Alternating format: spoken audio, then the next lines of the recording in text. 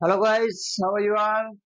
तो आज हम आए हैं हमारे न्यू लेक्चर और न्यू टॉपिक के तरफ। तो जो हमारा टॉपिक है, जैसे कि आपको पता है कि हमने पिछली वीडियो में 1.3 तक का जो हमारी एक्सरसाइज थी वो हमने कंप्लीट कर लिया। अब जो हम कर रहे हैं 1.4 का ये जो टॉपिक है उसको हम क्लियर करेंगे और उसके बाद हम नेक्स्ट स्लाइड में हम हमारा जो 1.4 की जो भी मतलब कि एक्सरसाइज है उसके अंदर प्रॉब्लम्स है उन सबको सॉल्व करेंगे। ठीक है, तो आइए समझते हैं जो ये लॉज है। हमारा जो टॉपिक है वो है लॉज ऑफ एक्सपोनेंट। ठीक है, अब इसको आप एक्सपोनेंट कहोगे, इसको आप पावर कहोगे, इसको आप इंडाइसिस भी कहोगे, इंडेक्स भी कहोगे आप, मतलब कि आपके ऊपर है क्या कहते हो, लॉज ऑफ एक्सपोनेंट। मगर जो आपके बुक के अंदर टॉपिक है वो लिखा हुआ है एक्सपोनेंट, तो हम भी बात कर रहे हैं एक्सपोनेंट के बारे में। ठीक है, तो ये सबसे first very first law of this exponent is law of product of power. क्या कह रहा है? Law of product of powers, मतलब कि इसमें जो नाम से ही आप समझ सकते हो, इसमें आप इस नाम से ही समझ सकते हो कि ये कह रहा है प्रोडक्ट ऑफ पावर। क्या कह रहा है? Law of product of power, मतलब कि पावर के अंदर जो प्रोडक्ट हो रही है, पावर्स के अंदर प्रोडक्ट हो रही है, उसका जो लॉ है उसमें कौन सा प्रिंसिपल यूज होगा वो हम बता रहे हैं। अब देखो, ये कह रहा है कि if there is two numbers, okay, if now we can say that this is our power y and this is x, this is the power and also this is the power, these are two bases.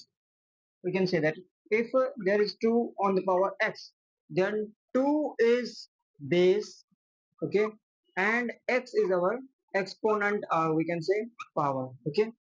This is our exponential power and this is our base.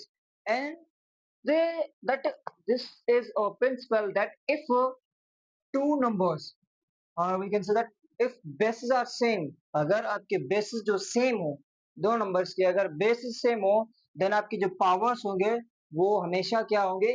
add होंगे। क्या कि अगर bases दोनों के same हो, दो numbers या फिर दो expressions, दो terms जिसके bases same हो, तो आपकी जो powers हो वो क्या होंगी?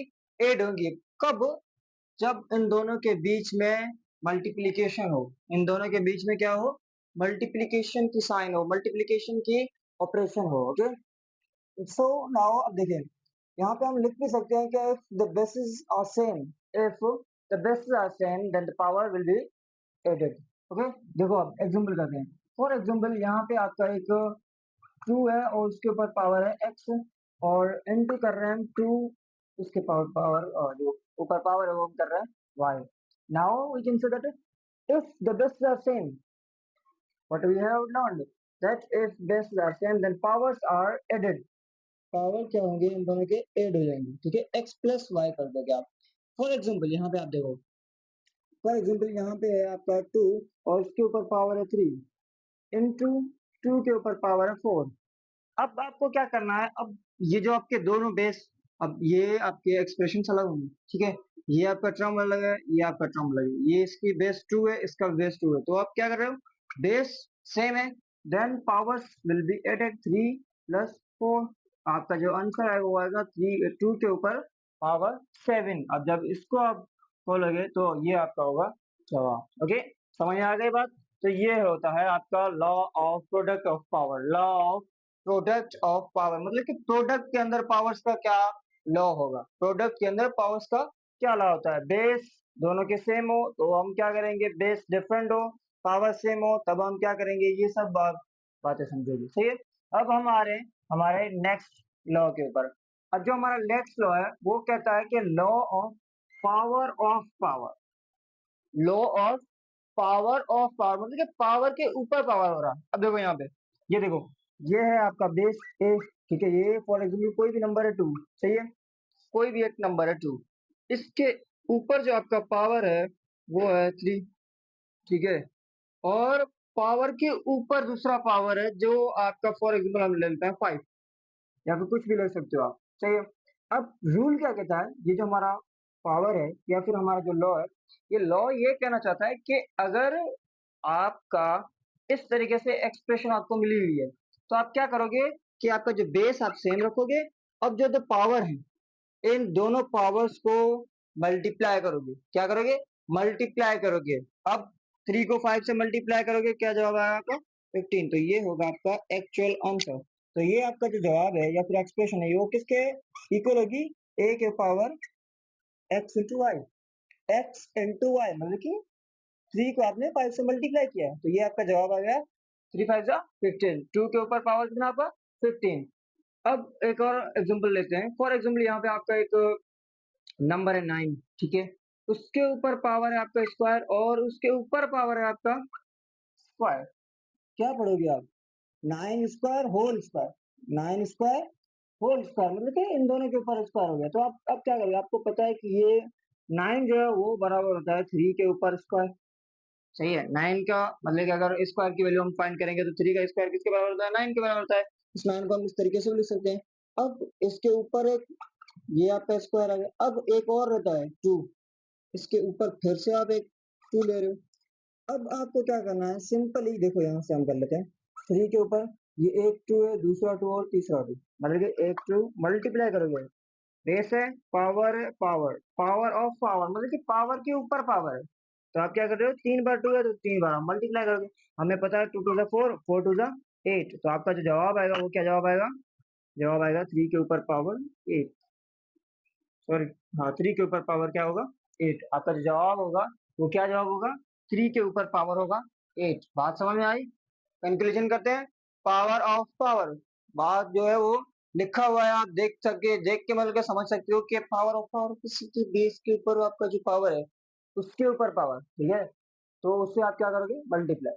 Then let's move to the next topic of our law, ठीक है। Let's move to the next law of our topic, law of power of product, law of power of product, ठीक है।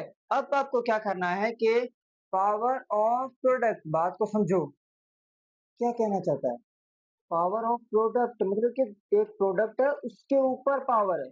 किसकी प्रोडक्ट है, ए और बी की product है। ए और बी क्या है, नंबर्स हैं, ठीक है। ए और बी क्या है, नंबर्स है, उनकी प्रोडक्ट उसके ऊपर पावर है। तो किस तरीके से आप उसको सॉल्व करेंगे। फॉर एग्जाम्पल यहाँ पे आप देखो ये 4 है इंटू आप कर रहे हो 3, ठीक है। इन दोनों के ऊपर एक पावर है जो आप कर रहे हो 2। एम की वैल्यू क्या हो गई 2 और ए की वैल्यू 4, बी की वैल्यू 3, सही है। अब इन दोनों को आप किस तरीके से सॉल्व करोगे। अब ये हो गया आपकी ये सेम सेम एक्सप्रेशन, इसको आप कैसे सॉल्व करोगे ये हमें इस पावर में पता चलेगा, इस लॉ में पता चलेगा, ठीक है। ये हमें किसमें पता चलेगा, इस लॉ में पता चलेगा। फॉर एग्जाम्पल यहाँ पे देखो, पावर ऑफ प्रोडक्ट, किसी भी प्रोडक्ट के ऊपर अगर पावर है तो उसे हम सॉल्व करेंगे इस तरीके से। किस तरीके से, अब इसका मतलब है कि ये जो आपका ट्रू है ये सिर्फ और सिर्फ 3 पे नहीं है या फिर सिर्फ और सिर्फ 4 पे नहीं है, इन दोनों पे है। कैसे देखो, 4 के ऊपर भी आपका स्क्वायर होगा इंटू 3 के ऊपर भी आपका स्क्वायर होगा, ये आपका जवाब आए, समझ आई। फॉर एग्जाम्पल ये देखो, आप 4 के ऊपर एक स्क्वायर करोगे तो आपका क्या जवाब होगा 16, इंटू करोगे 3 के ऊपर स्क्वायर है तो क्या जवाब होगा आपका, 3 के ऊपर स्क्वायर है 9। अब जब इन दोनों को मल्टीप्लाई करोगे तो आपका जवाब होगा 144। समझ में आ गई बात, 144। ओके, गुड, समझ में आई बात। चलो एक और हम एग्जांपल लेते हैं, ठीक है। फॉर एग्जांपल यहाँ पे एक नंबर है 1 इंटू 2, इसके ऊपर आपका जो पावर है वो है 3, ठीक है। अब 3 जो पावर है वो सिर्फ और सिर्फ वो 2 पे नहीं है या फिर सिर्फ और सिर्फ 1 पे नहीं है, इन दोनों पे है, 2 पे भी है और 1 पे भी है। अब पहले आप क्या करोगे, 1 के ऊपर पावर 3 इंटू 2 के ऊपर पावर 3। अब आपको पता है 1 के ऊपर कितना पावर हो वो किसके बराबर होता है, 1 के बराबर होता है। और इसको जब आप फिर से मतलब मल्टीप्लाई करोगे और 2 के ऊपर पावर कितना है, क्यूब है, 2 के ऊपर पावर 3 है या फिर कहोगे आप 2 क्यूब, ठीक है। अब क्यूब आपको पता है कि किसके बराबर होता है, 2 के ऊपर पावर क्यूब होता है 8 के बराबर। और जब 1 और 8 को आप मल्टीप्लाई करोगे जवाब होगा आपका 8। क्या जवाब होगा 8। अगर आप डायरेक्टली करते हो या फिर आप इन्वर्सली करते हो, मतलब कि इस तरीके से इसको आप इस तरीके से भी कर सकते हो या फिर ऐसे भी कर सकते हो कि भाई आपने 3 को 4 से मल्टीप्लाई किया डायरेक्टली तो आपका आ गया 12, ठीक है। 12 का आपको स्क्वायर, अब ये जो बड़ा नंबर हो जाता है इसके लिए आप क्या कर रहे हो, छोटे छोटे टुकड़ों में इसको आप तोड़ रहे हो, ठीक है। अब 12 हो गया, 12 का स्क्वायर हो गया आपका 144, ये भी आपका आंसर सेम है और ये भी आपका आंसर सेम है। सही है ना, समझ में आई बात। अब देखो यहाँ पे हम चेक कर लेते हैं, हमने इसका जो आंसर निकाला वो निकाला 8। अब देखो 2 और 1 को मल्टीप्लाई करो, 2 पावर कितना है 3, पता है हमें 2 के ऊपर पावर कितना 3 का किसके बराबर होता है 8 के बराबर होता है। बात समझ में आई। Okay, now we are going to discuss our next law, that is law number 4. This is the law of power of question. This is the law of power of question, मतलब कि किसका लॉ है, ये law है power of question, मतलब कि कोई base है उसका क्वेश्चन है उसके ऊपर जो पावर आता है उसका लॉ है। मतलब कि अब देखो ये है आपका क्वेश्चन, सही है, इसके ऊपर जो पावर है उससे आप किस तरीके से सॉल्व करोगे, कैसे सॉल्व करोगे। ठीक है, अब देखो अगर a अपॉन बी एक एक्सप्रेशन है, इसके ऊपर पावर कुछ भी है, n है, n का मतलब कोई भी नंबर हो सकता है, ठीक है, मगर इंटीजर होना चाहिए, ठीक है, इंटीजर कोई भी होना चाहिए। अब देखो a upon B, A upon B का मतलब है ए की वैल्यू आप कुछ भी रख सकते हो, बी की वैल्यू आप कुछ भी रख सकते हो, मगर इंटीजर होनी चाहिए, क्योंकि इंटीजर होने से आपका जो लो है वो अच्छी तरीके से हमें आपको समझ में आएगा। फॉर एग्जाम्पल ए है, अब ए की वैल्यू लेते हो आप 5 और बी की वैल्यू आप ले रहे हो 15, ठीक है, ये है आपका एक लॉ, ठीक है, ये है आपका एक एक्सप्रेशन। अब इस एन की वैल्यू हम ले रहे हैं 2, ठीक है, अब ये जो एक्सप्रेशन है और ये एक्सप्रेशन दोनों एक्सप्रेशन सेम है, अब ये एक्सप्रेशन है, ठीक है, अब ये दोनों एक्सप्रेशन सेम है। अब इसको आप कैसे सॉल्व करोगे, इसका मतलब है कि आप ये जो पावर है ये जैसे हमने यहाँ पे समझा है ये सेम का सेम यहाँ पे होगा आपका, ठीक है, यहाँ पे प्रोडक्ट हो रही है यहाँ पे और यहाँ पे क्वेश्चन हो रहा है, मतलब कि डिवाइड हो रही है, ठीक है। अब आप क्या करोगे, 5 के ऊपर भी 2 स्क्वायर है, मतलब कि 2 एक पावर है, और यहाँ पे 15 के ऊपर भी 2 पावर है, तो आप कैसे करोगे 5 के ऊपर स्क्वायर और 15 के ऊपर भी स्क्वायर। तो ये आपका लॉ है, अगर आप इसे सॉल्व करना चाहो तो आगे आप अच्छी तरीके से सॉल्व कर सकोगे। और इसका सिंपली ये होता है कि आप पहले 15 को टेबल लगाओ, 5 का 3 टाइम्स और इससे 1 टाइम, मतलब कि 1 अपॉन 5 को आप स्क्वायर करो तो 1 का स्क्वायर होता है 1 और 5 का स्क्वायर होता है 25। ये हो गया इसकी सिंप्लीफिकेशन, ठीक है। मगर हमारा जो टॉपिक है वो है पावर ऑफ क्वेश्चन, मतलब कि इसको आप किस तरीके से सॉल्व करोगे, वो आप फॉर एग्जाम्पल यहाँ पे 3/8 है, इसके ऊपर स्क्वायर या फिर क्यूब है, तो आप क्या करोगे 3 के ऊपर क्यूब है और 8 के ऊपर भी क्यूब है। So this is our lecture and this is our slide number first of lecture number 4. Okay, now in our next slide we will discuss about 1.4 exercise number 1.4. So connected with us and thank you.